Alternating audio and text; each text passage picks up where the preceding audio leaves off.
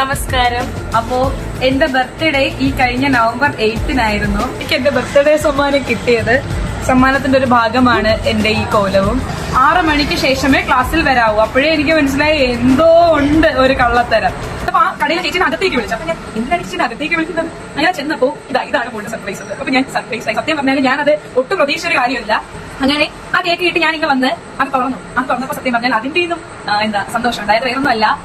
എന്റെ ബർത്ത്ഡേക്ക് കിട്ടിയതിൽ ഏറ്റവും എനിക്ക് ഇഷ്ടപ്പെട്ട സമ്മാനങ്ങളിൽ ഒന്ന് ഒരു നടരാജനായിരുന്നു. ഞാൻ എന്റെ ഈ കഴിഞ്ഞ 19ാമത്തെ വയസ്സിന്റെ യാത്രയിൽ തന്നെ ഒരുപാട് ആഗ്രഹിച്ചിട്ടുണ്ടായിരുന്നു എനിക്ക് സ്വന്തമായിട്ട് നടരാജന വേണം. അന്ന് നടക്കാനുള്ളതൊന്നും ഇല്ലായിരുന്നു. എന്തോ എനിക്ക് വഴിയിൽ ഇങ്ങോട്ട് വന്നപ്പോൾ ഞാൻ പറയുന്ന കള്ളുവാണെന്ന് വിചാരിച്ചു. എനിക്ക് എന്റെ മനസ്സിൽ വന്നൊരു നടരാജൻ ഉണ്ടായിരുന്നു. അതിനാണ് ഞാൻ വന്നപ്പോഴത്തേക്ക് കണ്ടത്. അതുകൊണ്ടായിരിക്കും, അതായത് ഞാൻ എന്റെ ഈ നടരാജനെയാണ് ഞാൻ കണ്ടത്. ആ നടരാജൻ എനിക്ക് കിട്ടി.